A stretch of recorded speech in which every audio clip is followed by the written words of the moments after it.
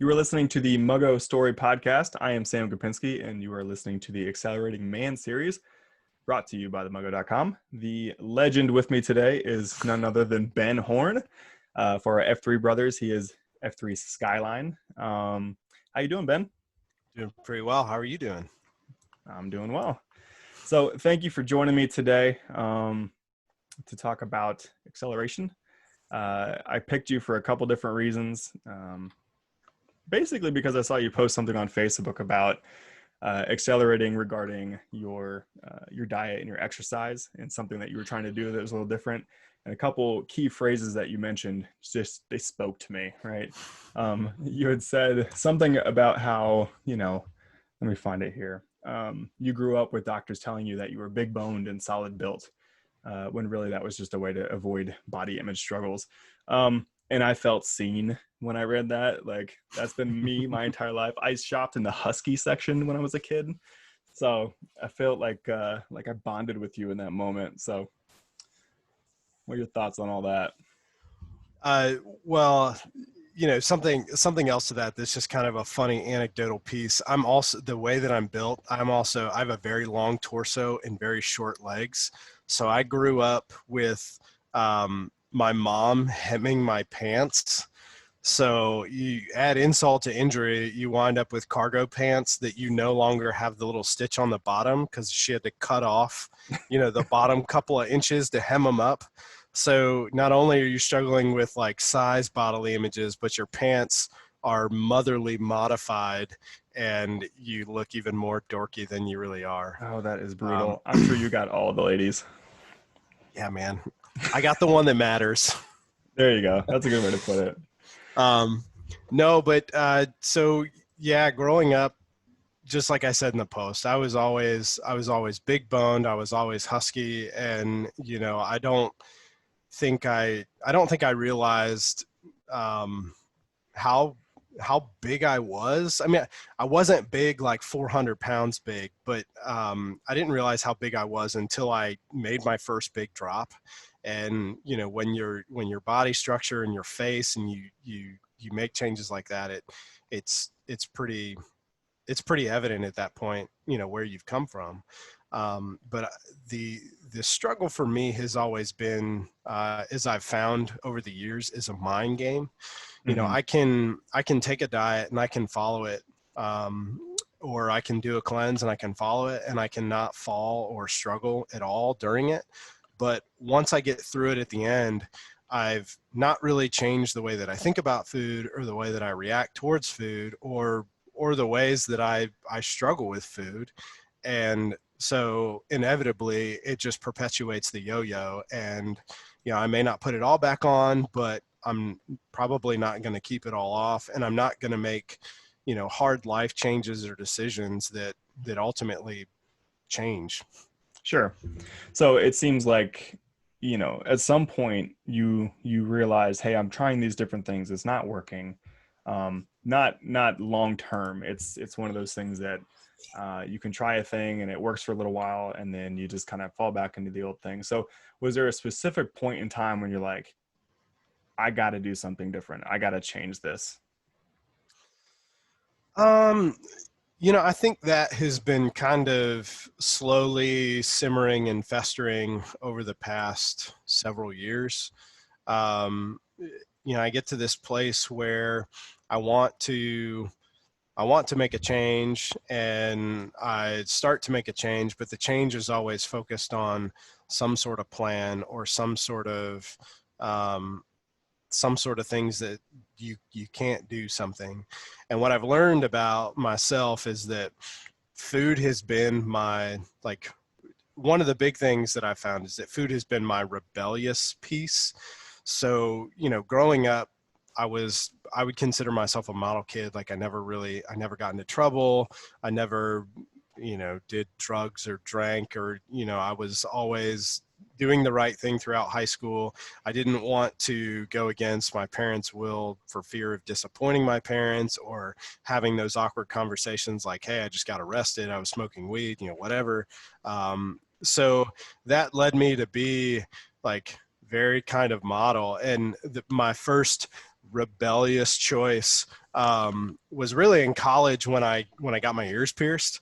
And that was like the first time that I was like, this is me rebelling against the man.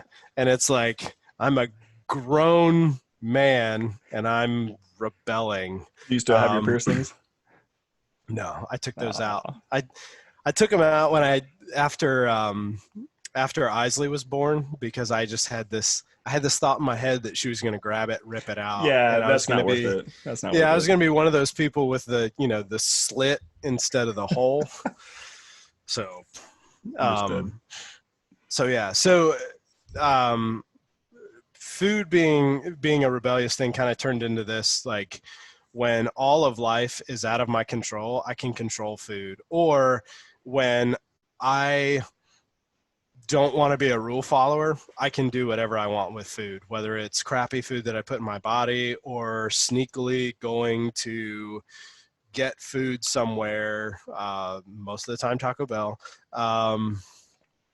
So yeah, so that was kind of the realizing that, I mean, I knew it all along that that's how I used food, but when I finally started having conversations with myself, like internally, and also with my wife about that, it became more and more evident. And I was like, wow, I kind of need to address this.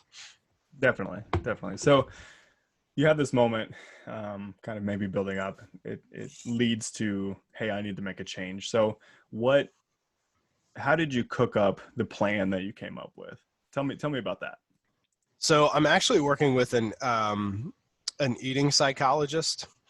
So my chiropractor went to school for eating psychology, and she and I have been working together for 3 or 4 months, and we'll it's basically like a counseling session. Like, we'll sit down and we'll talk through, like, what when we first sat down, I kind of just shared a lot about my past and a lot about, what my process has been, and that has led, and it leads to, conversations to help her understand, which then helps me understand, like, what I'm doing. So for example, getting through that idea of food is a rebellious kind of thing, was really big. And what it led to was this post where a lot of times there was a certain time when I could take advantage of being on my own to do that kind of make that rebellious kind of food purchase and eat, crappy food. And she encouraged me to, like, plan it, to plan one, like, acknowledge the fact that, like, that's what I do and that's what happens. So I planned it, and then I went and I got Taco Bell, and I sat in a park and I ate it and enjoyed it, because a big part of what I do with food in general, but also in this rebellious state, is whatever I'm using for that rebellion, I go off and I just, like, inhale it, because I'm like, this is bad, I shouldn't be doing this, and I inhale it. And Right. a lot of times at that point you don't recognize how crappy the food is. So I, got my Taco Bell, I went to the park, I, parked in the park, and I, like, concentrated on really eating and enjoying it, and, communicating to myself, like, hey, this is not a rebellious piece. This is me making the choice to do this and enjoying it. And when you take time to savor Taco Bell, you realize that it's not as great as you think it is when you're stuffing it down your gullet. So it was a really eye-opening experience, because, and it was also a powerful experience to say, like, this is me making a choice. And that's a lot of what we've been talking about and going through. And the other piece is this idea of breathing, like taking the time before a meal to breathe and then breathe through the meal, because I grew up, right, wrong, or indifferent, you sit down, you stop talking, and you just destroy your food. Sure. And that's something that I just grew up with. And it's not a Friends, you know, like in Friends when Ross talks about he ate fast, because if you don't eat fast with Monica, you don't eat. Yeah. It wasn't one of those things. It was just merely a, this is how I grew up. Sure. And so breaking that trend and really focusing on enjoying food, because I love food. I really do. Like, enjoying it, breathing through it. And then by breathing through it, it kind of opens up your body to tell you, like, hey, you're staring at a giant saucer of food. And because you've been eating it, savoring it, enjoying it, you've eaten half of it and you're stuffed, because that's the way it should be. It shouldn't be you're eating, a pound of this and a pound of that and a pound of that, and you're eating it fast enough that your body doesn't have an opportunity to react to Sure. what it's taking in. So tell me more about eating rebelliously, because like to me, I've kind of had a similar relationship with food sometimes, but it's more so for me. It feels more like I'm coping with negative emotions, negative feelings by feeding, by eating, bad food and stuff like that. Kind of rebelliously, I guess you would say, but like to ease anxiety or whatever, I would find comfort in food. Was that sort of the same thing for you, or is it different? So really, the more that I've dug into this, the more that I've seen that it's filling a void. So ultimately at the genesis of this, it's replacing Jesus with food. I mean, that, like, Right. in the simplest terms, like, that's what it is. But in the moment, a lot of times there is emotion to it sometimes, where if there's like an emotional state or stuff like that, I have struggled with that. But really what it is for me is it's somebody, something, or myself says you can't eat this, and by saying that you can't eat it, my mind is like, no, gotta have it, gotta figure out a way to have it. And if that way is, financially it just doesn't make sense, then I have had instances where in the past where I have been less than transparent on how I'm paying for it. And so, I've had to, like, Emily and I have even had hard conversations about, past sins from the way that I have managed money. And so it's really this idea of, I'm a good person everywhere else, this is where I can be a bad person. And that is, I mean, the amount of sin that's draped in that is just, Right. It's there. So yeah, I would say, I mean, I have struggled in the past with all the emotional things or all the, stuff like that. But I think at the core of it, this is how I allow myself to be a bad person. And I mean, that's just not. Yeah, exactly. There's a flawed thinking in that for sure. Yeah. Flawed reasoning. Yeah. So you started meeting with your chiropractor slash what did you call her? A food psychologist? Yeah. Food psychologist. Interesting. Eating psychology. Eating psychology. Yeah. So you started doing that. But I know that you've also taken some steps from a physical standpoint, a fitness standpoint. So tell me more about that. So at the beginning of the year, I started lifting because, I've always, when we moved to Raleigh, my mode of fitness was always F3, and that's been great. And the variety associated with that has also been great.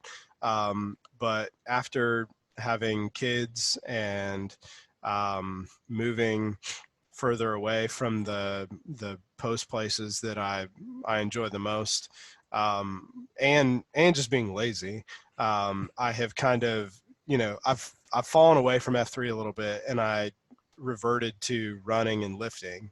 And I really, really enjoyed lifting because I'm built a lot on, like, I want to see results. And, you know, for the longest time, results to me was numbers on a scale.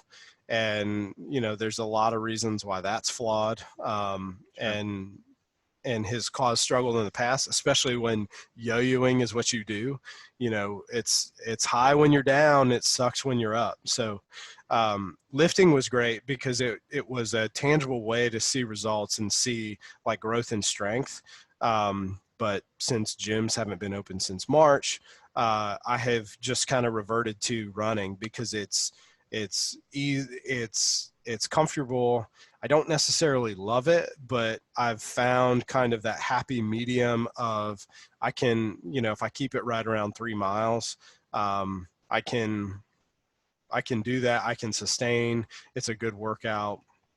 And so that's kind of been the fitness piece. And then just in July, I set out, well, I set out in July to run every day in July because I had it in my mind that, you know, even with a lot of the gains that I've made through the way I think and the way I, you know, process about food, I haven't seen like the results that I want to see.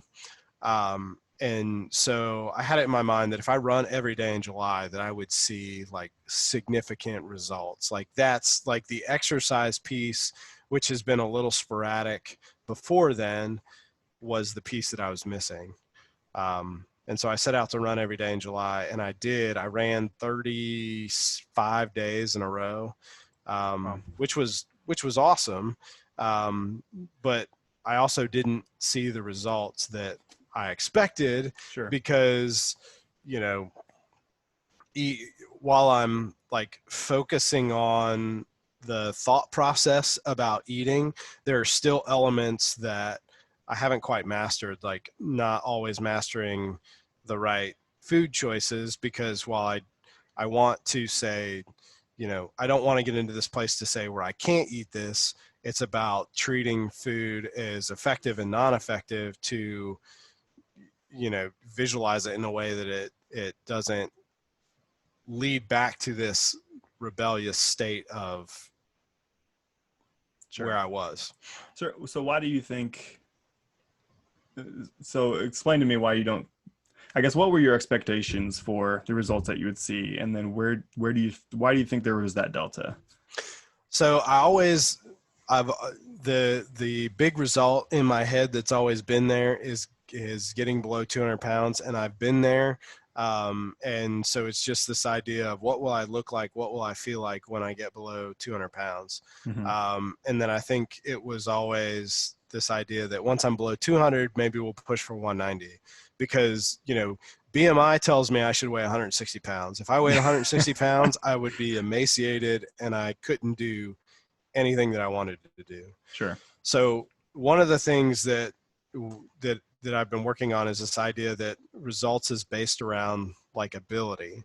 So I want, from a strength perspective, I want to be able to do the things that I want to do and not be restricted. So, you know, whether it's playing with kids, whether it's lifting, whether it's exercising and stamina and stuff like that, those are the kind of results that I'm trying to focus on now. Now, I think the delta with running, you know, mixed into July, I had a couple of vacations, and while from an eating perspective, I did marketably better on those vacations than I have in the past. There's still the next step for me is really to say, okay, I have the mindset about food that I want to have now. Now it's about making the right decisions towards food that are healthier, and recognizing that while certain foods are good, and I don't want to ever, you know, give food the power of being positive or negative, I also need to understand that Like if I want to push health to the next level, then that means putting aside or really limiting certain things and elevating other things. And that's kind of where I am. Also restructuring the way that I think about results, because I still, as much as I can put a scale away and not think about it, right now I still think the only way, the two ways I see results are the number on the scale and these like Yeah. love handle The things handles. that Yeah. are like, spilling over my belt. So yeah. Yeah. I'm with you, man. Cause like I always think in my head, man, if I could get down to 200 pounds, which is like 20 pounds from now, I would look like an Adonis, and it's just not going to happen. Like my body is not, it's not built that way. I've got enough, kind of extra fat and skin that I'm just never going to look like a jacked, ripped dude. It's just not going to happen, but that's okay. Like, and you kind of have to come to that, I guess, come to that realization and be, find a way to make peace with that. Well, and I've done the same thing. I have come to the realization that I'm never gonna have a six pack, and I'm fine with that, because I know in order to have a six pack, I would have to be like working out an immense amount 7 days a week and have my diet dialed in to the nth degree. Mm-hmm. And I'm just, one, life is not going to permit me to do that. Two, I don't want to do that because I enjoy craft beer. And, Exactly. like just understanding that there are certain things that I really enjoy that are going to prevent me from a certain image that I may hold up as like, that is the gold standard of health. So yeah, I get you there. Yeah, proper perspective is good. And this is not in any way steeped in a racial anything, but I am not of the race where it's a lot easier for some people to be jacked, and I'm not that. You don't have the fast twitch fibers, No, muscle no. fibers. Nope, me Yeah, neither. Was not blessed with that. I'm the slow, droopy twitch fibers. I'm with you. I'm with you. So tell me about some of the fruits that you've seen come out of this. Some of the results that you have seen, whether it's physical, mental, emotional, whatever. So I think one of them has been a barrier has been broken between my wife Emily and I. It used to be that like she knew about what I was struggling with and some of the elements of it, but I think this journey has definitely caused me to be completely transparent about all of this, and it's really broken a barrier down between us, which has been super freeing, because there are a lot of times that I'm like, I process through things with her and I'm talking about just my thought process and what I'm thinking about. And as I'm talking to her about it, I'm just like, man, this sounds like I am certifiably crazy. Like just, Right. but it just provides another way to help along the journey. So, Well, it's an intimacy, right? Because you're being open and honest and trusting her with kind of your innermost thoughts and feelings and all that kind of stuff. And she's right there with you. She's not going anywhere. So it's like that helps you trust her to be a safe spot for you to talk about these things. Like that's really great. Yeah. Yeah. And it's, we've always had really good communication. And I think that this just, continues to progress that. I think another fruit is, while there are still barriers that I'm trying to breaking down these previous barriers and just verbalizing these ideas about being rebellious with food and things like that gives me a freedom. And as I have kind of gotten past certain steps, like this idea of, I've been traveling a lot for work lately, and that would be prime opportunity for me to grab, crappy this or grab crappy that, because that's just where I've been.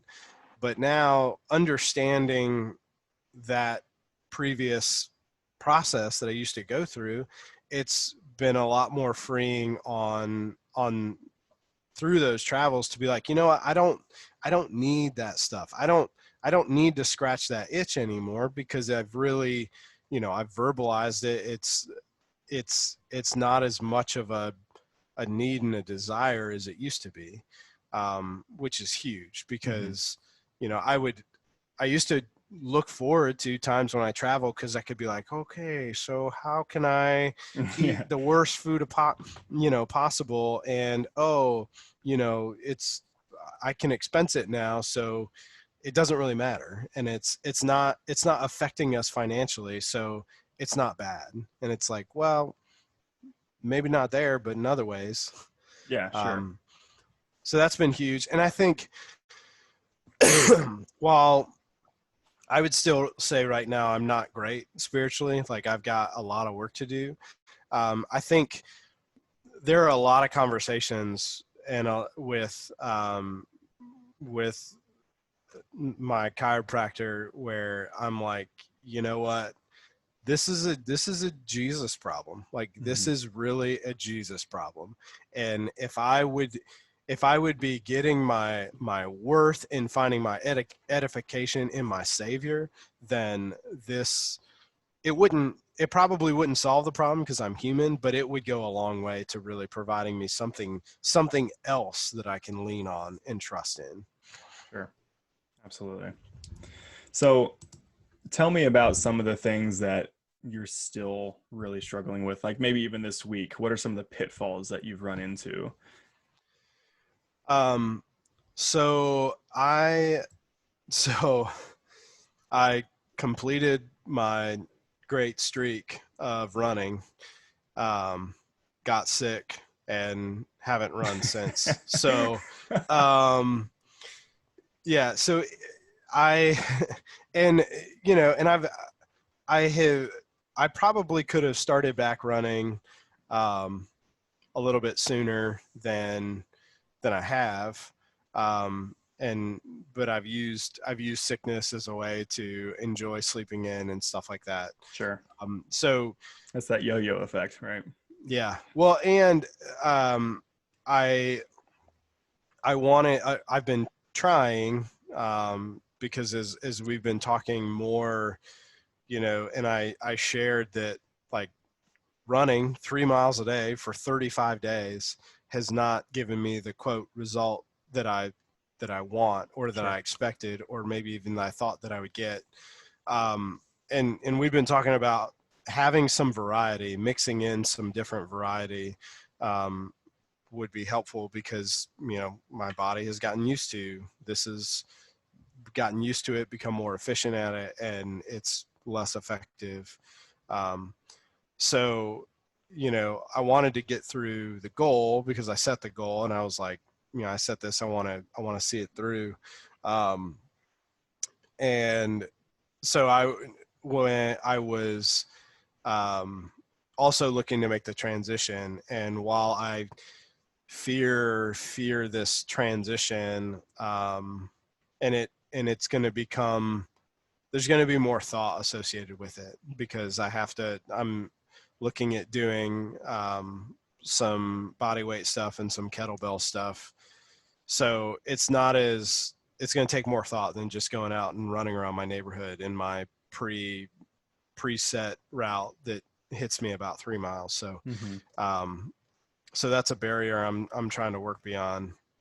Um, and then, the faith piece is a constant challenge, because it's something that that I need, and I know that I need to make time for, but I I'm wayward. I Yeah, it's struggle. hard. It's hard. It's something you got to be intentional about, and I think everybody struggles with that to some degree. So, Yeah. what's the motivation that keeps you going though? Because like this, that feels like, to me, if I had spent a whole month and had my expectations to a certain spot, got to the end of the month and realized, oh, then that didn't do what I thought it was going to do, I feel like I would probably wane on motivation. So what is keeping you in this fight? So way back when I first made my big drop in weight, the motivation was like, I want to be the 80-year-old grandpa who can keep up with my great grandchildren. Mm-hmm. I look at I look at I look at family members who are not in the greatest of health, and you know, they they're holding their own, but I just think about what's it going to be in 10 years. And so wanting to be around and active, and you know, keep up with, I mean, I have a almost 4-year-old, and he'll be 9 months soon. Yeah. So, they're constantly going, and Isley is constantly wanting us to play with her. And so just being able to keep up with them. So I think that's one big motivator. But I think the other motivator is just wanting change.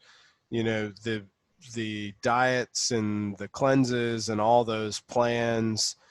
They promise some change, but they also leave the emptiness of, once they're over, of getting you to a point and then falling back. And I want real change, so I can work hard to get myself to a place so that maintenance is a lot easier. Sure. Because that's been the issue. It's just I get to a point and then I don't know how to go on, or I fall back into old patterns. So it's about breaking down old patterns. Well, and I think you started talking about Isley and Miles, and having a 4-year-old and an almost 2-year-old myself. I know that my kids are a big motivation for me, and I want to show them, my parents, I don't really remember my parents ever working out when I was a kid. I know my mom did jazzercise every once in a while, and my dad had a very active job. Like, he was constantly walking around and active in his job. So he always sort of stayed in shape that way. But I don't ever remember my parents working out. And now, like, I'll come home from a workout in the morning and my son will be up and he's like, "Daddy, you're sweaty. Did you exercise today?" And it's like, already he's making these kind of pathways in his mind that, yes, this is normal. Working out and exercising is normal and it's good. And so kind of when you started talking about your kids, like, yeah, I feel that. Like, I want to set that good example for my children, so that they grow up and have a better chance of being in better health than I did when I was a kid. Not that my parents did anything wrong. It's just that, I didn't see that example, and didn't really start working out until really after college. So, yeah.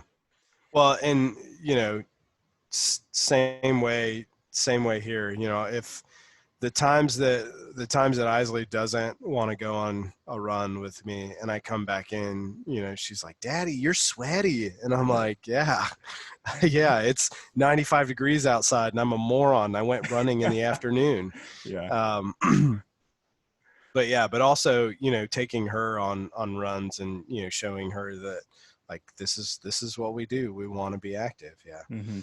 Yeah, that's one of the most beautiful things is you posting the running buddy photos with you and Isley, or you and Miles in the jogger, and you're just beet red and sweaty from head to toe, and they're just like, "Hey." Yeah. Big dude sweat. Yeah, man. I'm with you. So tell us, give me the contact information for your chiropractor / eating psychologist. So on Instagram, she's at awarenessrx, and if you ask me to spell it, I'm gonna screw it up. I'll look it up here while I'm doing it. So you can find her. So she is out of focus.